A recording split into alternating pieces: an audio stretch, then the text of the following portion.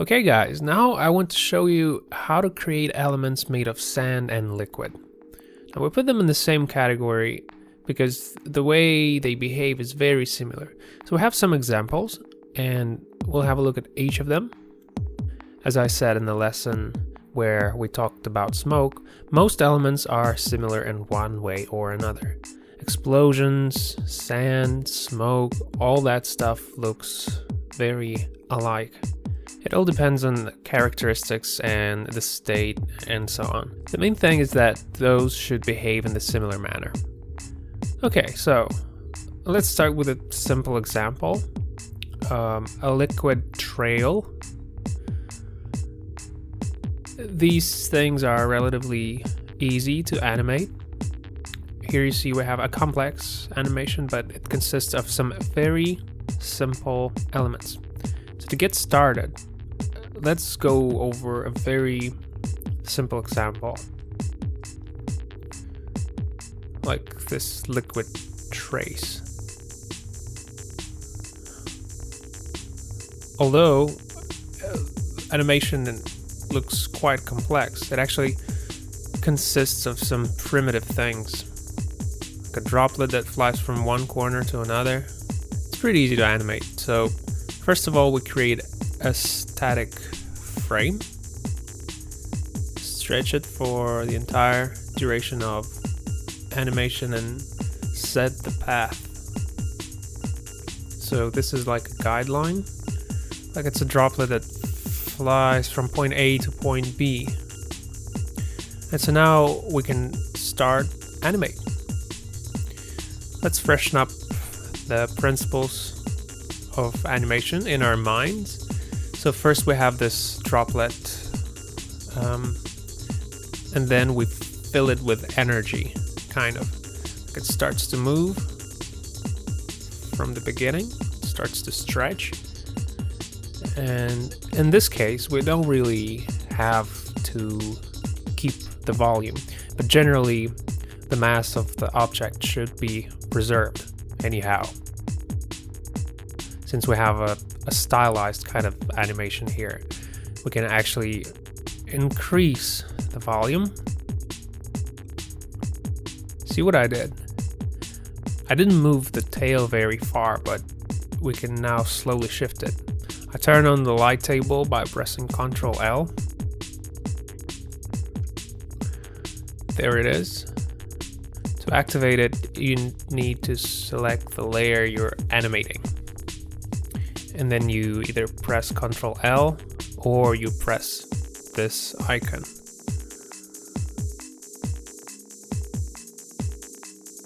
So this way I can check the frames. So the droplet accelerates.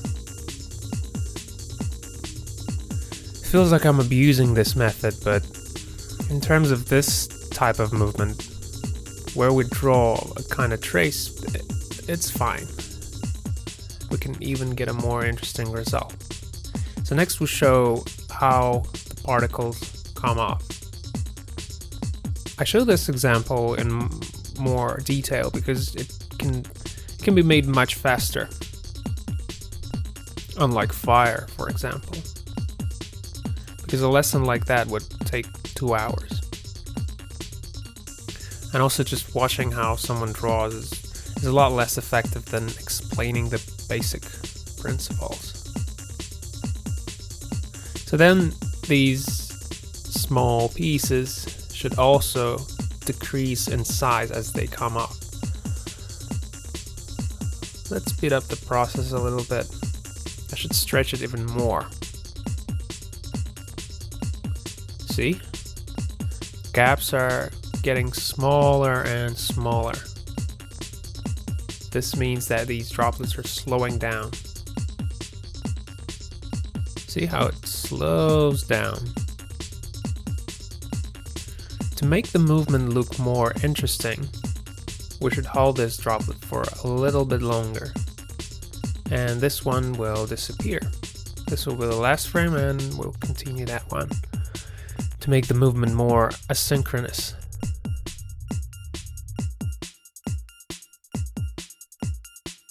Now, see what else I did? drew the edge of the mask past the border of the previous frame, and visually it looks rough. It will twitch as well. See what happens. Twitching. So watch and learn and try to avoid making mistakes. Everything should be done within this form. It can also get bigger or smaller, but it has to be intentional. Not like leaving more in one corner and less in others. Either way, it will lead to unexpected, unpleasant results. So all I did here is I extended these frames. I increased the number of frames.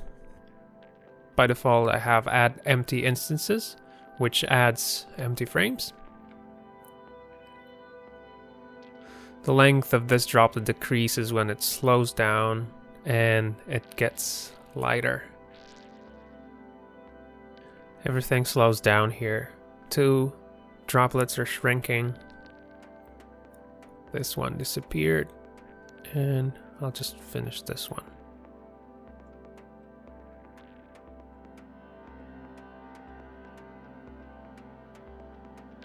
And so it slows down. Oh, we're almost done here. These almost stop. And this is where it ends.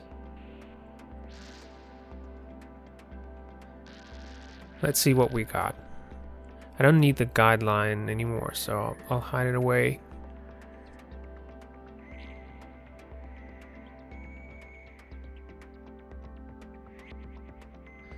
So we can slow it down and see what we got.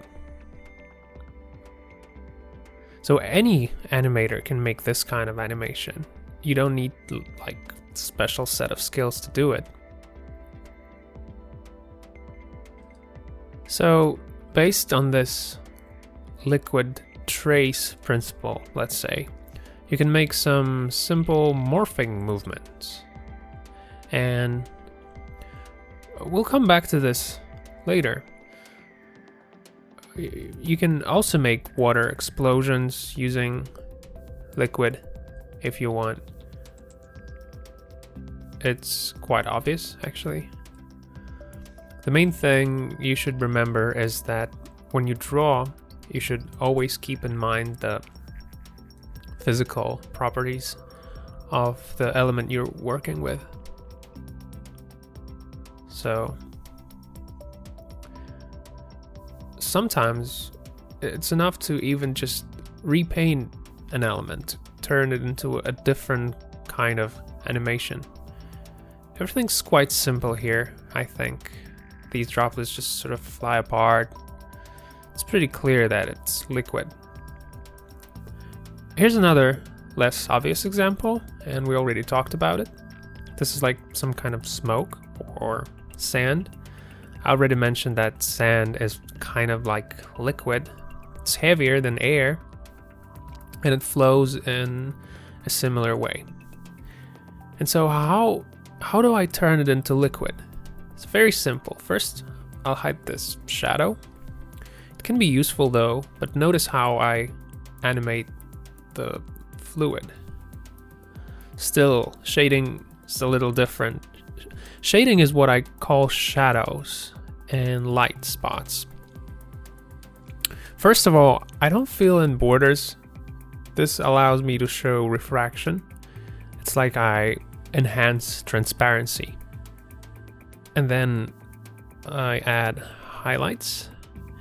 And this way I show that they are highly reflective. That's what makes it glare. So in this case, I will temporarily hide this layer or even remove it. Next, I fix transparency by turning on this mask. Add a new layer. I'll explain shading to you with just one frame. And one more thing. I should repaint the main layer to make it look like it's liquid.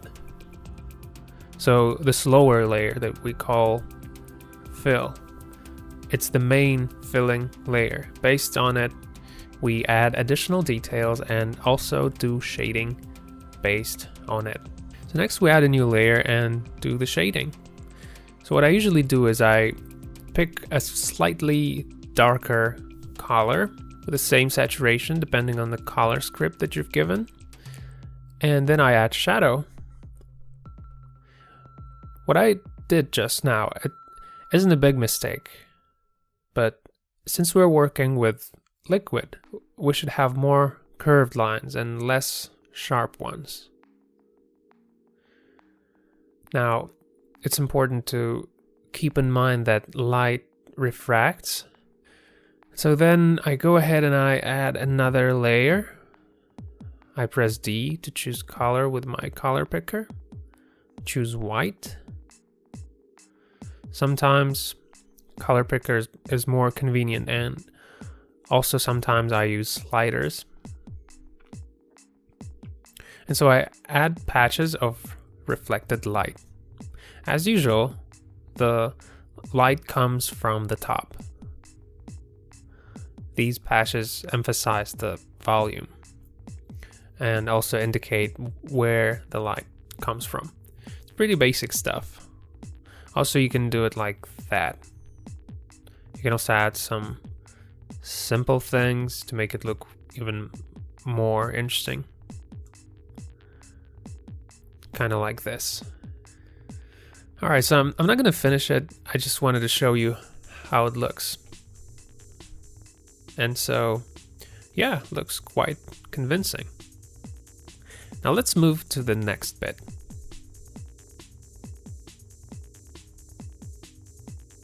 Okay, something like this. This is a very comprehensive example where we have 4 layers. Fill layer itself is pretty simple. There's a bunch of empty spaces. You can animate this kind of stuff whichever way you like. Depends on your style. There are many things you can do. You just gotta make it look real and convincing. Now, there is room for mistakes in regards to physics, but you should be able to make up for those mistakes, and as an artist, you must know how to hide those shortcomings by aids of good design and high quality animation. So notice how I do this kind of stuff. This in itself just doesn't look like anything, right? But when it moves, it actually looks more or less okay, especially after shading. Looks kind of strange still, but it's okay. Okay, and so then I add some foam. Generally, when liquid meets obstacles, it gets foamy. And it's pretty simple here. It's a solid white color that comes in waves. Notice we have empty spaces. And also there's a certain waviness to it. See, we have lines here and here. Now to make it look more appealing, I add some shadow to water itself. Again, it doesn't look physically correct, at least not everywhere. Like I said about the source being at the top. Now, here we don't really follow this rule, but it still looks good. Foam also has shadow, but here we clearly follow this rule. But again, it's all up to you. You're free to decide whatever you want to add. It just has to look appealing. So the next example I want to show you is a splash. I think it's also a very interesting topic. So when some object falls into water, its mass pushes some of the liquid out, and we get this sort of flying wave, and then it opens up like a kind of flower. See how the movement is clearly asynchronous. You can obviously see it right away. The angle is raised and then the last wave goes up.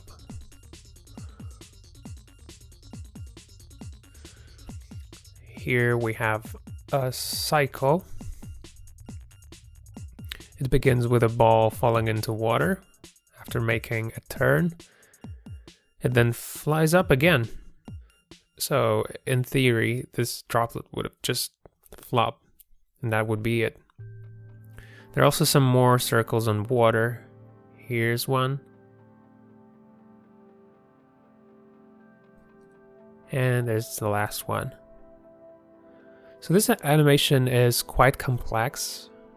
Here we have some foam. We have the main color of the wave, some shadow here and there.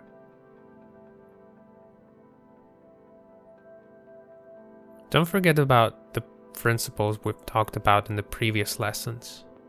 Always take spacing and timing into account.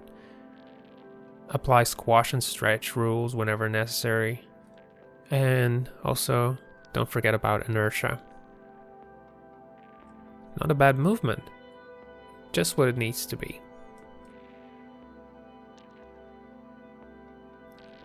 Okay, let's draw some water. So let's assume we have some kind of hydrant or a water hose, and the pressure isn't very strong. And that makes the water splash sort of unevenly.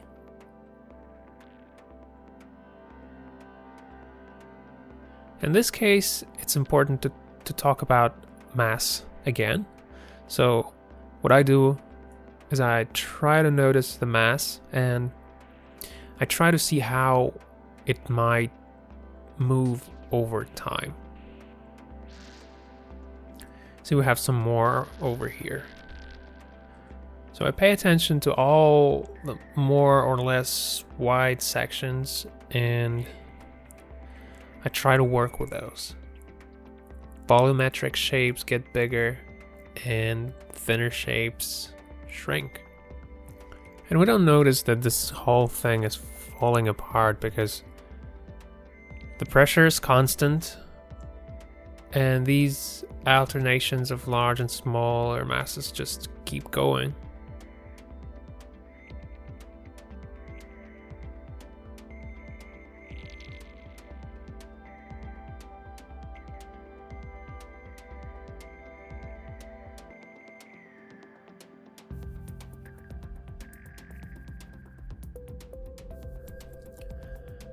See? This is how we make it flow.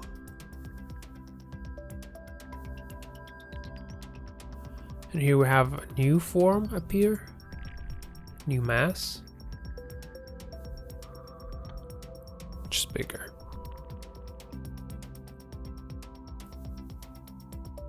By the way, you can loop it very easily, so maybe we'll finish it now real quickly.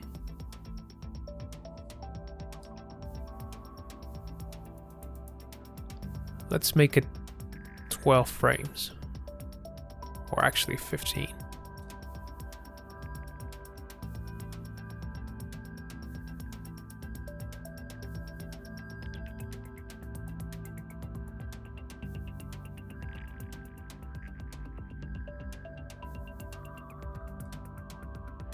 Sort of exaggerate this movement.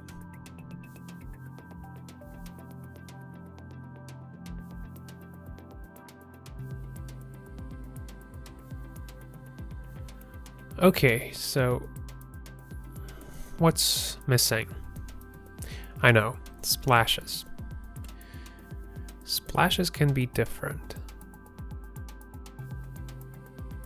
And they sort of appear spontaneously.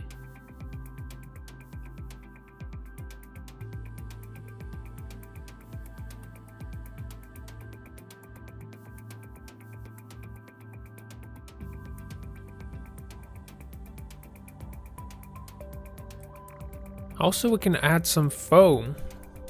Why not? So I choose white, fix the mask, and head over to the foam layer. And then I add some foam.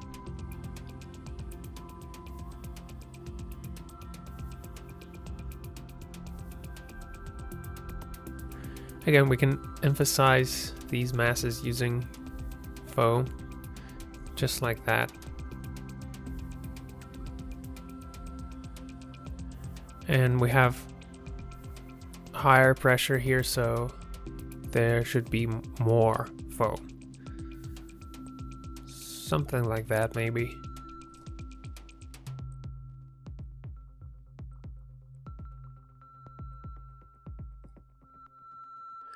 And so, what do I want to do here?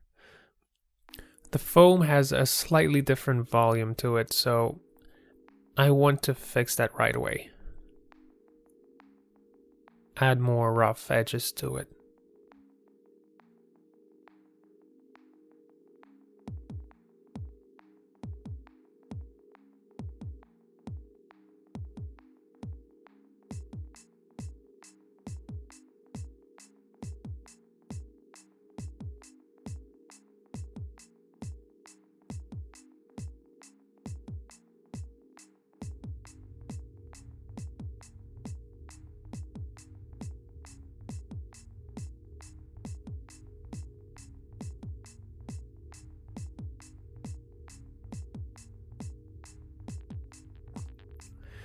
It's quite a simple process.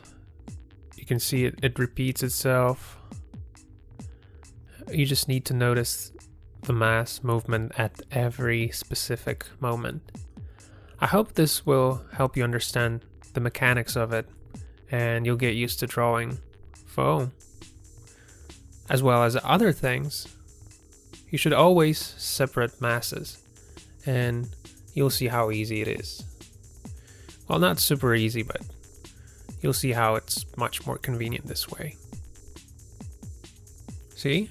It's much easier to use lasso to draw sharp parts.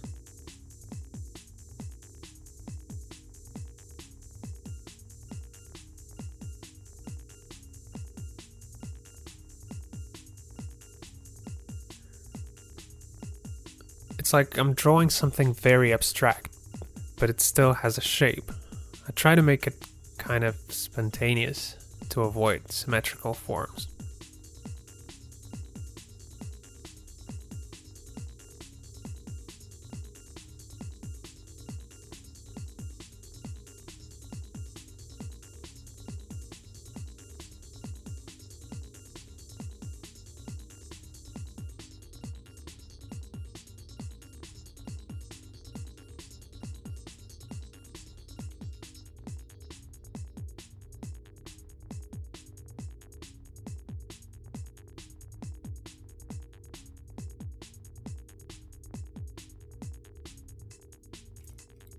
Alright, that's it. Let's quickly add some shadows. This time we'll do it a little bit differently. I'll add some shade right under that foam and also some shadow for water.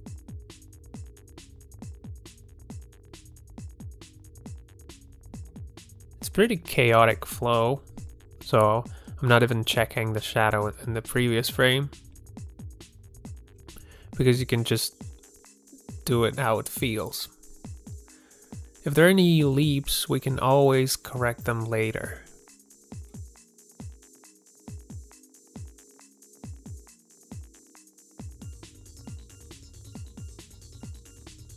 So the bottom part is fully covered because light comes from above. Foam is quite bulky, so it just covered it entirely.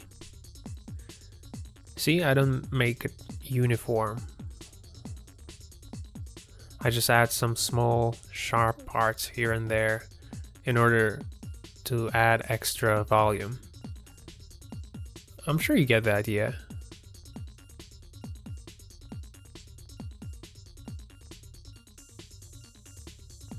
And the last element is foam shadow.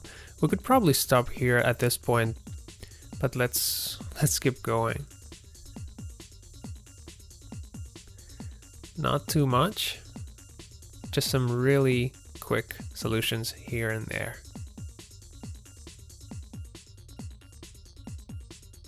Just like that.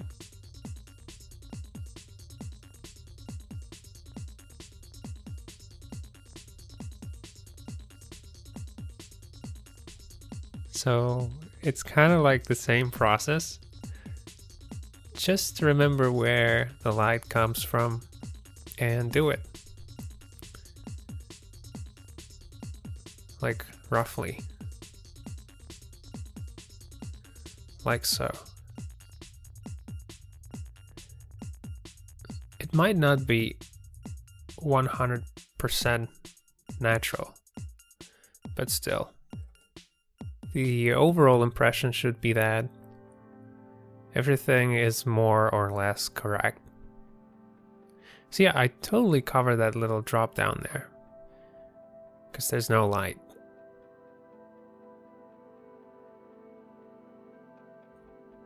See, it isn't flat. So that's why. That's why I make it look like this. Pretty cool.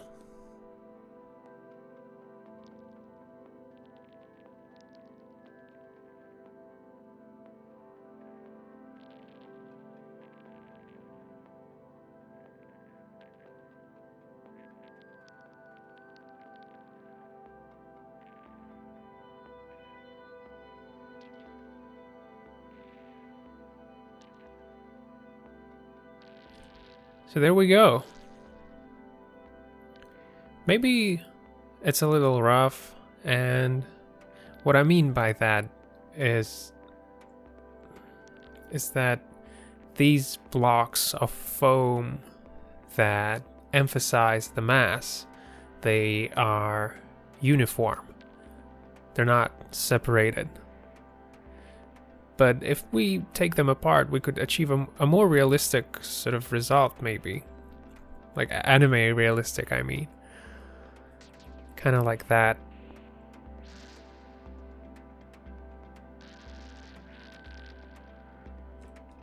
So why don't we do it right away?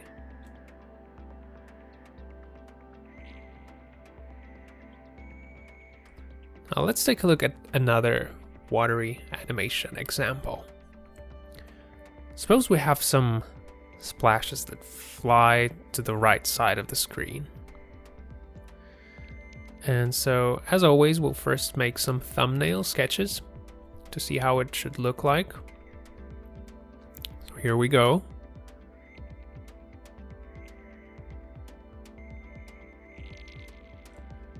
First, there's some kind of pressure in the beginning.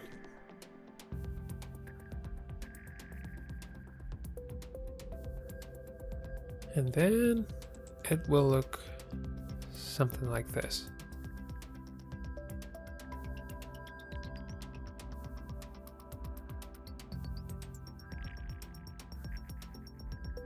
Let's lock it down. We don't want any drawings on this layer. So let's start. It's quite simple movement. So it's like it flies from this side, then it gets closer, and then crumbles into pieces. Okay, let's do this. So first we have some water coming from a source. It doesn't look very impressive, but it's okay, it'll get better. Something like that. Then it should slowly change its shape. Mass is not changing still, but step by step we will make it look proper. Also, we'll rotate the main mass. We will tilt it to make it look more interesting. So did that too early. So this particle lost its momentum and it will start to fall gradually. Also, don't forget to check spacing, because you might regret that later.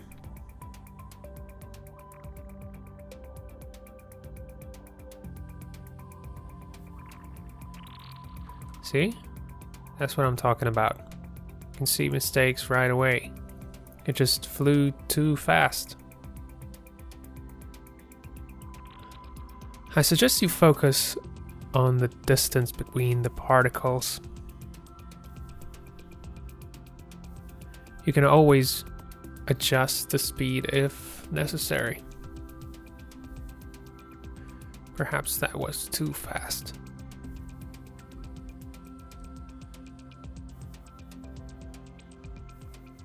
See, I made it smaller here because I really wanted to make it smaller.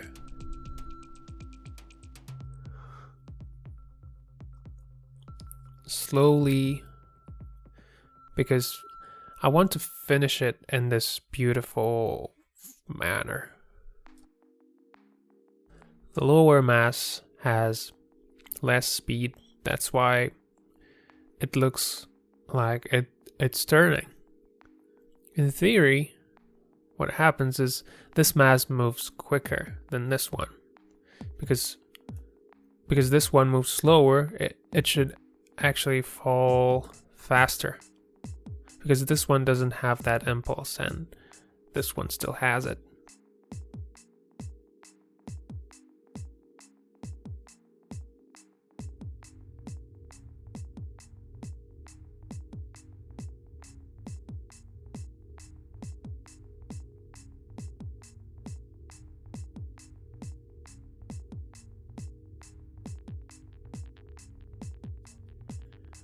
Now I can separate those. Plus, it can rotate still, because this is in a solid form. It's liquid, and it's always changing. Water is a symbol of change.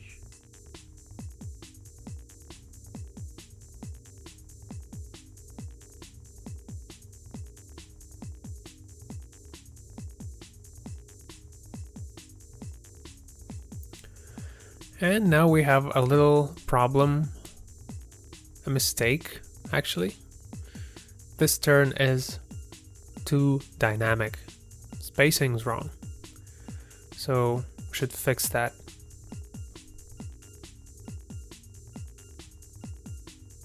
So let's see. There's a sharp acceleration here, and now we'll think, what can we do with it? I think we'll just make it bigger. We were a bit hasty there. We can also split it here. Shouldn't split them right away though, because it's not gonna look very beautiful. It's like now we have too many uniform particles.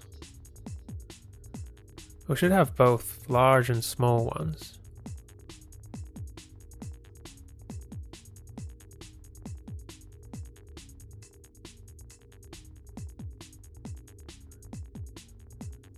I think it's okay now. Let's see anyways.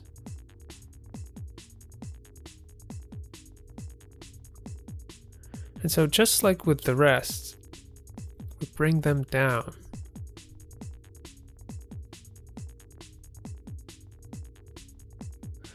Feels like it's happening on the moon.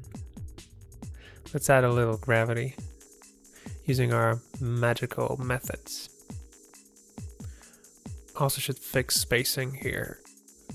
So we have a very wonderful thing called frame rate. So 24 frames is too fast.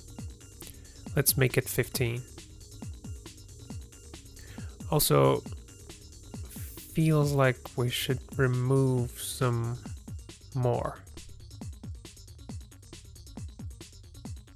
We should fix timing.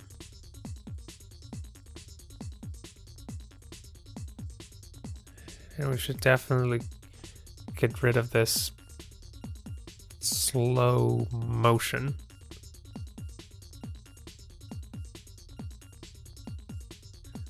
Notice how it's okay in here, and at the top it sort of slows down. So that's quite problematic.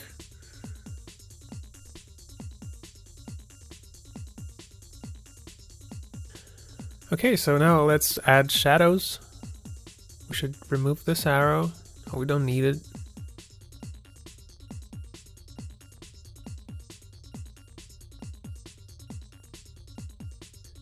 Shading is very simple.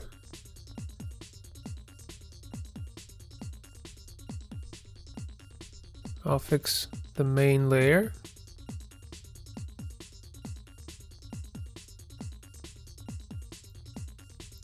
And let's draw some shadows. Maybe even darker. Why not?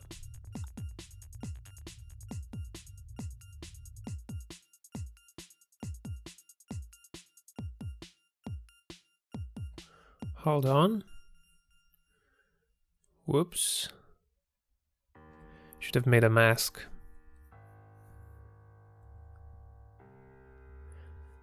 So notice this shadow here.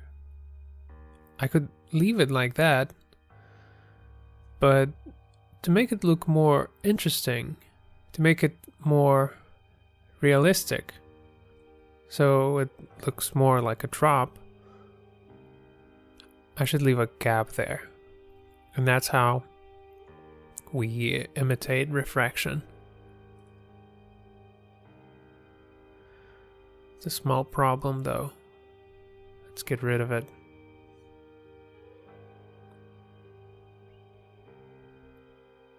So it's pretty simple.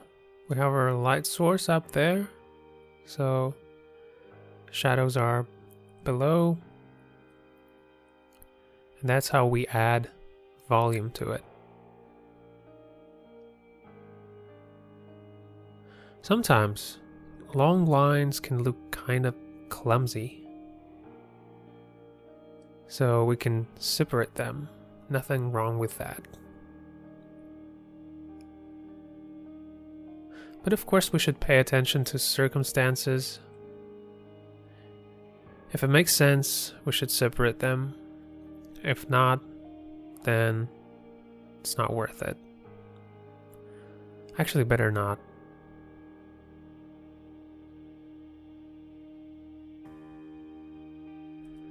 Also, I want to point out that you should think this over in advance, because if you in between it to 24 frames and you don't think about it beforehand, it can become problematic later and you have to redo a lot of stuff. Not all of it, but still. This is a large one, so let's make that gap bigger.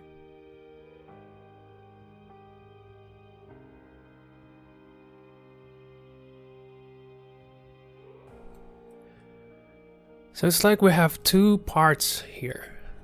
They're not flat. And if you make one shadow here, it will look strange. See? That's what I'm talking about.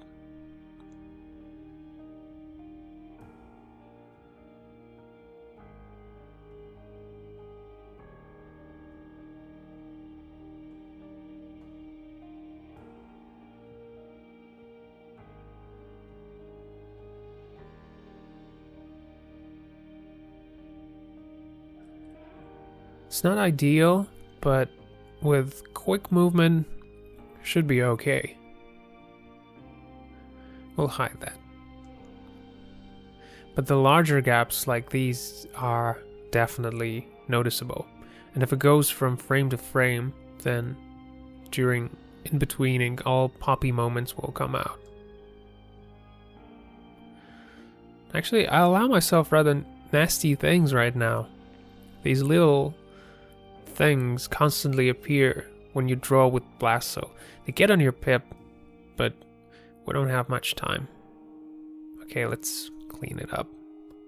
Like I said, we have two masses here. They fell apart, and then a new one appeared. See?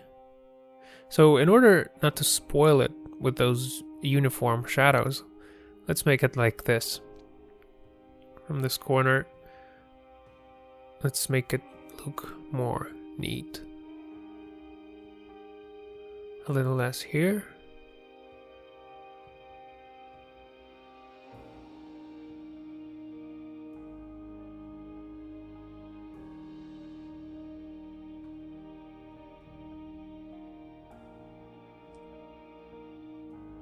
I don't apply shadow to small pieces because it just doesn't look good. And so that's pretty much it for the shadows. Now let's make some light. I mean reflections. Let's make them white on top, like this.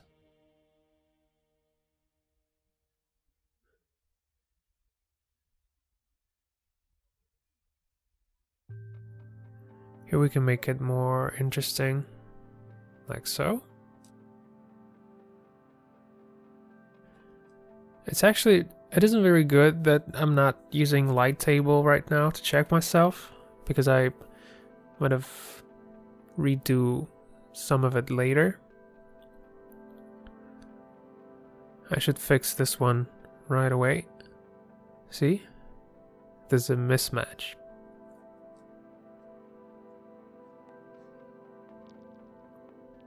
A very stylized kind of water, even if we compare it with the previous example. But it still looks nice. We have some timing issues though, and we'll see what we can do about it, because what I'm doing right now is like finishing touches. If something changes on the fill layer, then it should also change on other layers as well. Looks fine. But that slowdown on top, it's not right. See?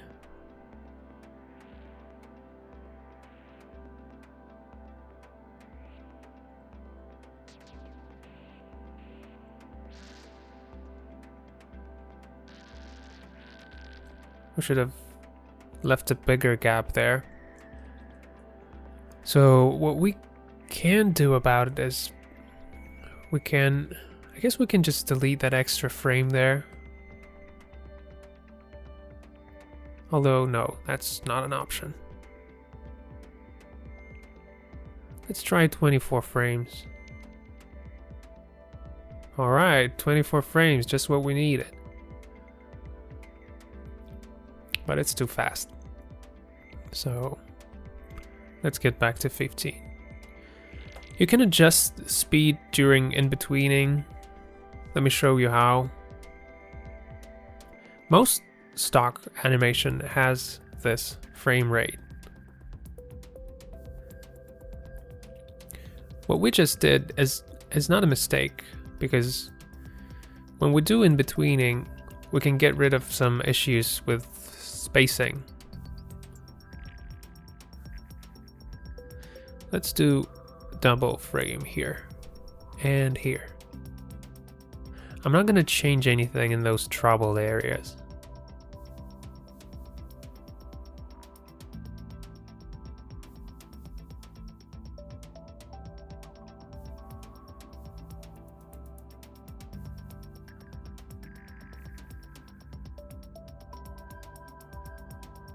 Although see, still looks kind of sharp. I guess I should modify it slightly.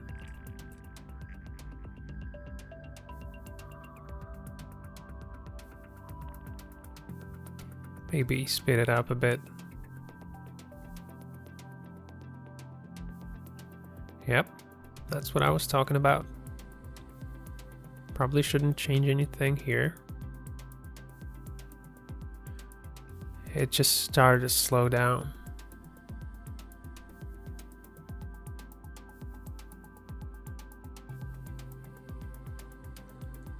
Yep, looks better this way.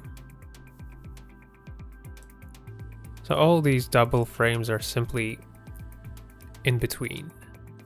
First you remove them and then do in betweening.